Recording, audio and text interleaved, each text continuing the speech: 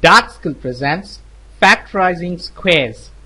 We multiply two binomials by applying the method of FOIL, that stands for FOIL.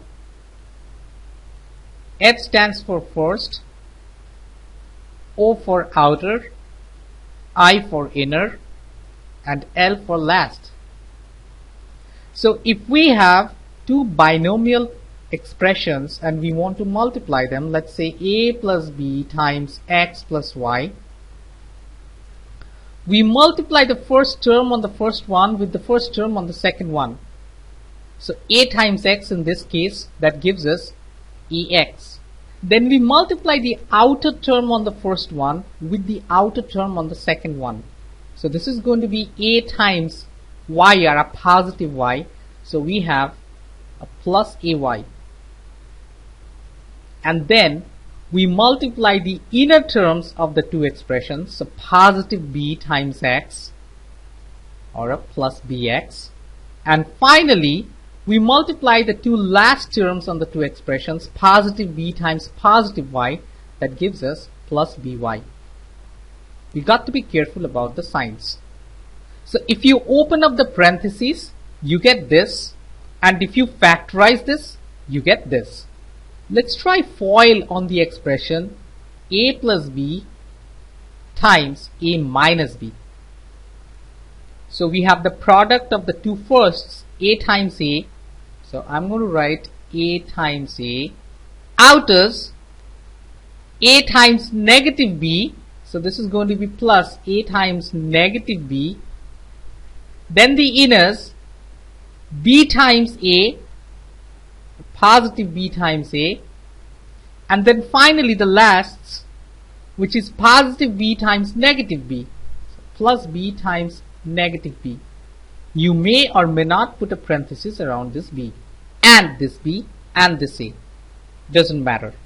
So this is going to be equal to a times a, which is a square, a times negative b, so that's going to be negative ab. And the third term is b times a, or a positive b times a.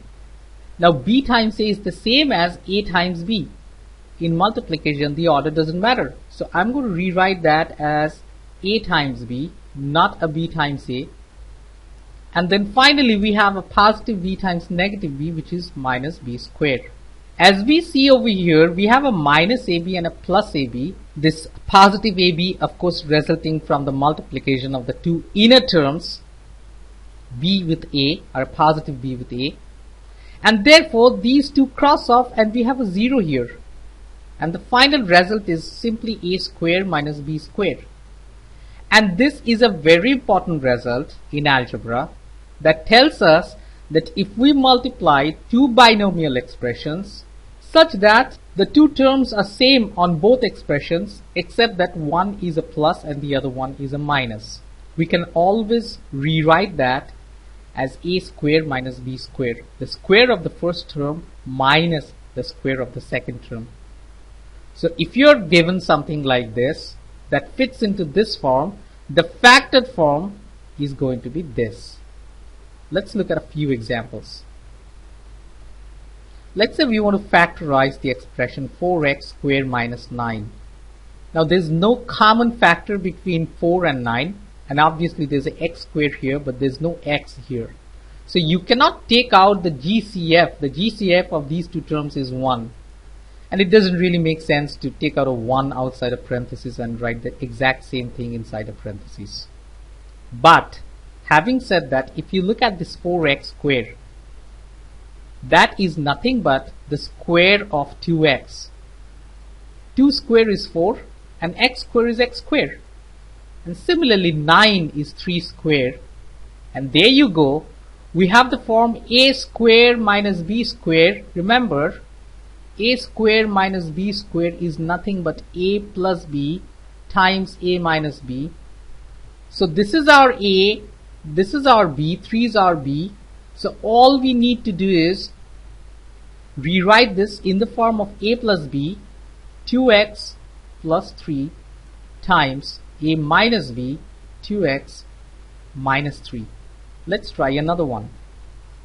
Let's say we want to factorize the expression 18x raised to the 4th y raised to the 12th minus 8x raised to the 8th y raised to the 6th. Now if you look at these two terms, there is a GCF other than 1 between them. So our first job is to take the GCF out. The GCF of 18 and 8 is 2. So we are going to take a 2 outside and a parenthesis, and we are not done. 2 is not the GCF because we have an x raised to the 4th here and x raised to the 8th here, which means you can safely take out the x raised to the 4th. And similarly, because we have y raised to the 12th and y raised to the 6th, you can take out all of this outside the parentheses, y raised to the 6th. So let's find out what's left. 2 times 9 is 18, so we have a 9. X raised to the 4th is already taken out, so no x on this one. Y raised to the 6th, and we have a y raised to the 12th. So if you divide y raised to the 12 with y raised to the 6, you have y raised to the 6. Minus, this minus, if you take a 2 out of this 8, we have a 4, and then x raised to the 4 has been taken out, so we still have 4 x's here because that's x raised to the 8. So we have x raised to the 4, and y raised to the 6 has been taken out, so there's no y. Now if you look at this expression inside the parentheses, it seems that there's no common factor to be taken out. We already took out the GCF, whatever we could do. But having said that, 2x to the 4th, y to the 6th, let me just write that down first. Now if you look at 9y to the 6th, it's a square of 3y cubed. If you do 3y cubed square, 3 square is 9, and y raised to the 3rd raised to the 6th is y raised to the 3 times 2, which is 6. And in the same way, I'm going to put a bracket around this. It's this one. So this one goes here, and this one goes here. And now if you look at 4x to the 4th, that's nothing but 2x square whole square. 2 square is 4, x raised to the 2nd raised to the 2nd is x raised to the 2 times 2, which is 4. And therefore we have a square minus b square form inside this. The outside still stays the same. We have 2x to the 4th, y to the 6th, all of that multiplied with a plus b times a minus b, but our a in this case is this one, 3y raised to the 3rd. So we are going to write 3y cubed.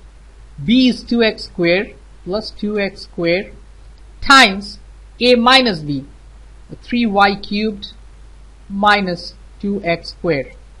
And finally you can get rid of the square bracket. That's not required anymore.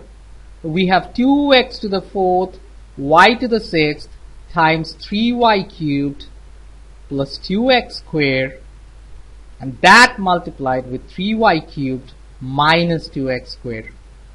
That is the factored form of this.